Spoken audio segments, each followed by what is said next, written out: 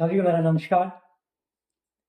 आज का हमारा विषय है शमशान घाट में हम किसी की मौत को कैसे महसूस करते हैं।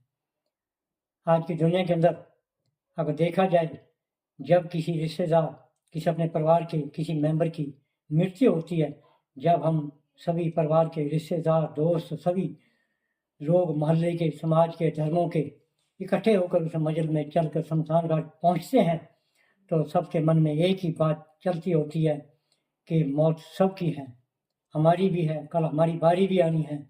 लेकिन जैसे जैसे चिता की तैयारी होती है, सबके मन में एक ही बात चलती होती है कि आज इनकी तैयारी हो रही है, कल को इसी जगह पर हमारी भी तैयारी होएगी।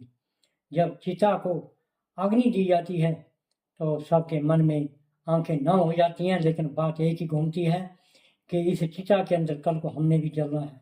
लेकिन वहाँ पर अगर देखा जाए, कोई किसी का धर्म नहीं मानता, सब अपने अपने अपने सभी धर्मों के लोग धर्म को छोड़कर वहाँ पहुँचते हैं। सभी लोग अपने मन में एक ही बात रखते हैं, कोई कहता हमारा मित्र था, कोई कहता हमारा रिश्तेदार था, कोई कहता हमारा बेटा था, कोई कहता हमारी माँ थी, कोई कहता हमारा बाप था। लेकिन सभी को एक ही बात मानकर वहाँ पहुँचते हैं। लेकिन देखा जाए, वहाँ पर लोग सभी तरह के होते हैं, कोई धर्मी होता है, कोई अधर्मी होता है, कोई पापी होता है, कोई ईमानदार होता है, कोई घमंडी होता है, कोई व्यापारी होता है, कोई ठग होता है, कोई रिश्वतखोरी होता है, सभी वहाँ पर पहुँचते हैं। लेकिन सबके मन में एक ही बात होती है कि नंबर हमारा भी आएगा, हमने इसी चिता में जलना है।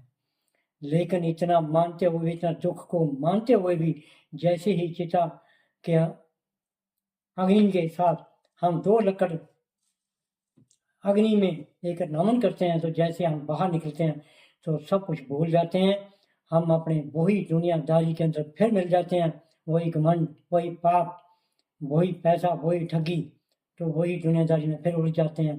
तो इसको कहते हैं मौत और माया, यही एक दुनियादारी है मौत के सफ़र तक। जय हिंद।